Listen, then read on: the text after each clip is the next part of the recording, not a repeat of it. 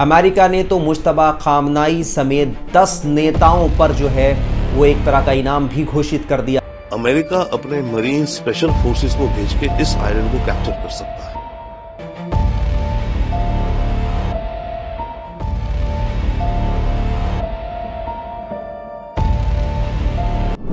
Times now नव भारत के digital platform पर आपका स्वागत है। आपके साथ मैं हूं Syed Ali Akhtar. Iran Israel America जंग को आज 16 दिन हो चुके हैं। 28 फरवरी को इजराइल और अमेरिका ने मिलकर इस ऑपरेशन को अंजाम दिया था, जिसमें वहां ईरान के supreme leader ayatollah Syed Ali खामनाई मारे गए थे। इसके अलावा वहां की जो टॉप लीडरशिप थी वो भी इस हमले में मारी गई थी। 28 फरवरी को जब इजराइल और अमेरिका ने मिलकर ईरान पर हमला किया था तो शायद उन्हें लगा होगा कि आयतुल्ला खामनाई की इस हमले में मौत के बाद वो ईरान पर जो है कहीं ना कहीं चढ़ाई कर देंगे या फिर ईरान में जो है तख्ता पलट कर देंगे।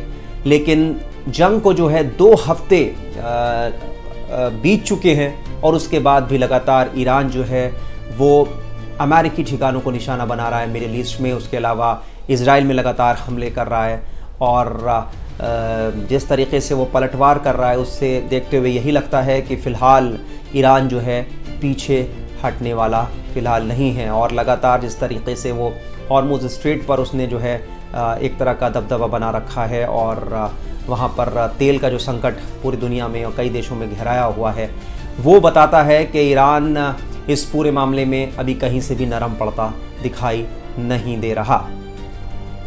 ईरान के ट्रू प्रॉमिस 4 जो उसका ऑपरेशन जारी है उसके तहत वो लगातार मिसाइल से हमले कर रहा है। और इस बीच अमेरिकी राष्ट्रपति डोनाल्ड ट्रंप ने नए सुप्रीम लीडर आयतुल्ला मुश्तबा खामनाई को लेकर जो है वो एक बड़ा दावा कर दिया है, चौंकाने वाला दावा किया है।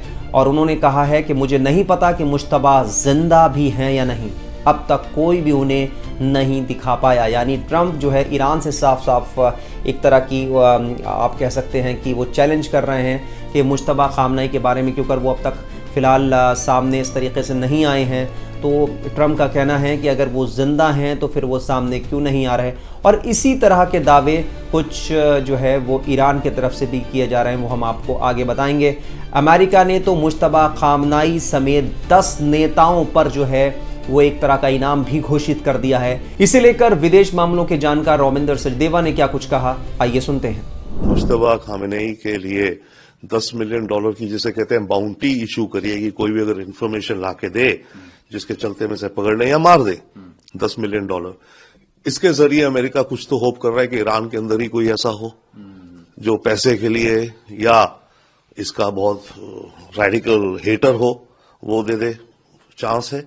बट इसके अलावा यह भी इंडिकेट करता है कि ईरान के लोगों में क्या मैसेज जाएगा इसका।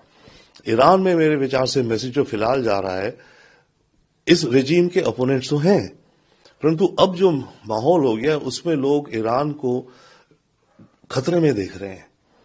वो ये नहीं चाहते शायद कि कोई अमेरिका हमारे देश में हमारे को कंट्रोल करे, ओके, हमारे देश के टुकड़े कर दे, जैसे बात हो रही है कुर्दिस्तान ईरान का जो है नॉर्थ में। तो इस समय सेंस ऑफ नेशनलिज्म बढ़ रहा है ईरान में, अपने देश के सपोर्ट में। रेजीम से तो बाद में निपटेंगे, पर नेशनलिज्म का पहला मुद्दा हो गया है। तो ऐसे में इस तरह का अवार्ड जो अनाउंस होता है तो वहां देश में देखा जाएगा, तो मेरे ख्याल से ईरान के रेजीम को तो है ही, और दृढ़ कर देगा कि अब लड़ो या मरो, तो वो लड़ते रहेंगे। जितना ज्यादा वो लड़ेंगे, जितना ज्यादा टाइम ये टिक गए, उतना ज्यादा इनकी विक्ट्री मानी जाएगी ईरान की। क्योंकि अमेरिका जितना भी कर ले, अगर इनके लिए तो केवल survival is victory at this point of time. वहीं ईरान जंग के बीच सोशल मीडिया पर यह दावे तेज हो गए हैं कि ईरानी हमलों में इजराइल के प्रधानमंत्री बेंजामिन नेतन्याहू की मौत हो गई है। रविवार को आईआरजीसी ने एक बयान देते हुए कहा कि अगर अपराधी ज़ायोनी प्रधानमंत्री अभी भी जिंदा है तो हम पूरी ताकत से उसका पीछा करेंगे और उसे मार गिराएंगे। यानी सोशल मीडिया पर तो ये खबर काफ़ी दिन से चल रही है नेतन्याहू को लेकर। इसके अलावा ईरान ने भी अब कहा है कि अगर वो जिंदा हैं तो फिर सामने क्यों नहीं आ रहे। वहीं दूसरी तरफ ट्रंप ये कह रहे हैं कि अगर मुश्तबा खामनाई जिंदा हैं तो वो क्यों नहीं सामने आ रहे। यानी दोनों तरफ से बड़े दावे किए जा रहे हैं। IRGC जो दावे कर रहा है नेतन्याहू को लेकर, वो इसलिए भी अहम है क्योंकि सोशल मीडिया पर पिछले कई दिनों से नेतन्याहू को लेकर तरह तरह के दावे किए जा रहे हैं और इस बीच ये भी एक बड़ा सवाल है क्योंकि वो पब्लिक में काफ़ी दिन से नहीं आए हैं और ना ही किसी सुरक्षा मीटिंग में मौजूद दिखाई दिए हैं। तो एक तो अमेरिका ने फिलहाल केवल मिलिट्री टारगेट्स निकाले हैं। सेकेंडली, तेल के डिपो इनको निकाल दिया तो लंबे टाइम तक ईरान का कोई भी तेल, चाहे ईरान की सरकार हो या अमेरिका कब्जा करके उसको अपना कॉलोनी बना ले, एक्सपोर्ट नहीं कर पाएगा। अभी एक चीज और हो सकती है, खर्ग आइलैंड को लेकर के अमेरिका अपने मरीन स्पेशल फोर्सेस को भेज के इस आइलैंड को कैप्चर कर सकता है। इस समय ये बातचीत भी चल रही है, खबरों में आ रहा है कि अमेरिका सोच रहा है कि मैं अपने मरीन्स भेज करके, मिलिट्री तो उड़ा दी है सारी, अब अपने वहां से पैराट्रूप करो और अपने शिप से ले जाओ, नहीं तो पैराट्रूप करके अपने वहां मरीन्स ड्रॉप कर दो और पूरी की पूरे आइलैंड को अपने कब्जे में ले लो। वो एक बहुत बड़ा और भयंकर कदम हो सकता है इस वॉर की तरफ, जो इस वॉर को और ज्यादा भयंकर बना देगा, वर्षों वर्षों तक चलने वाली। ईरान ये आसानी से करने देगा? नहीं, ईरान बिल्कुल नहीं करने देगा, बट ईरान इसको रोक भी नहीं पाएगा। शायद ज्यादा कुछ कह नहीं सकते, पर शायद रोक भी नहीं पाएगा, बट ईरान इसको झेल लेगा। ईरान के पास कोई और ऑल्टरनेटिव ही नहीं है ना। ईरान को तो जो हो रहा है उसको उसी स्थिति में रहना है। वहीं ईरान पर अमेरिका इजराइल के हमले के बाद मिडिल ईस्ट में जारी संघर्ष के बीच भारत के 2 जहाज हॉर्मुज स्ट्रेट से गुजरने में कामयाब रहे हैं।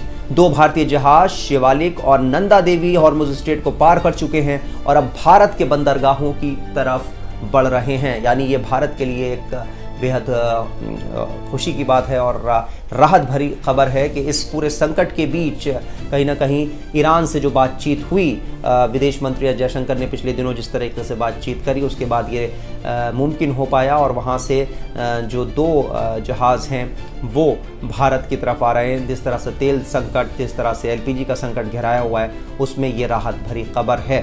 नहीं, ये डेफिनेटली बहुत ही अच्छी डेवलपमेंट है, बहुत ही mature development I think between Iran and Bharat. हम दोनों के रिश्ते डेफिनेटली ऐसे हैं कि हमारी एक अच्छी खासी वर्किंग रिलेशनशिप है और म्यूचुअल अंडरस्टैंडिंग है।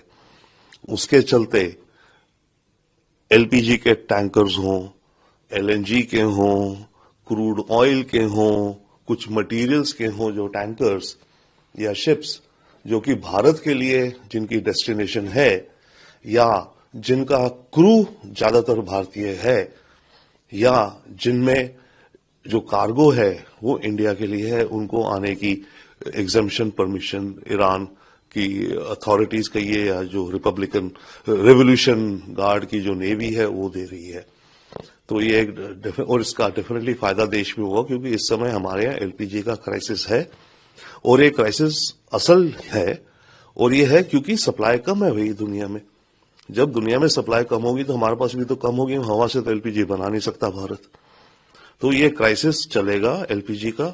अगर इस तरह की हमें शिपमेंट्स आनी शुरू हो गई तो ये क्राइसिस कुछ सॉफ्ट होगा, दिक्कतें रहेंगी क्योंकि दुनिया भर में LPG की कीमत बढ़ रही है। इसके बदले में ईरान क्या भारत से एक्सपेक्ट कर सकता है? इसके बदले में भारत से ईरान एक्सपेक्ट कर सकता है कि आने वाले वक्त में कोई यूनाइटेड नेशंस में रेजोल्यूशन हो तो उसमें भारत ईरान को सपोर्ट करे, क्योंकि पिछले रेजोल्यूशन में हमने कंडेम किया था ईरान को, ओके, जो परसों आया, और चाइना और रशिया ने एब्सटेन किया था, बट हमने कंडेम कर दिया था ईरान को। तो Iran yes give and take में एक्सपेक्ट कर सकता है कि अगला रेजोल्यूशन में इंडिया कम से कम एब्सटेन तो करे। तो ईरान संकट को लेकर रॉबिंदर सचदेवा ने क्या कुछ कहा, ये आपने सुना। ईरान संकट पर इजराइल अमेरिका को लेकर जो भी अपडेट है वो लगातार हम आपको दे रहे हैं। देश दुनिया की तमाम खबरों के लिए आप बने रहिए टाइम्स नाउ ऑफ भारत के डिजिटल प्लेटफॉर्म के साथ।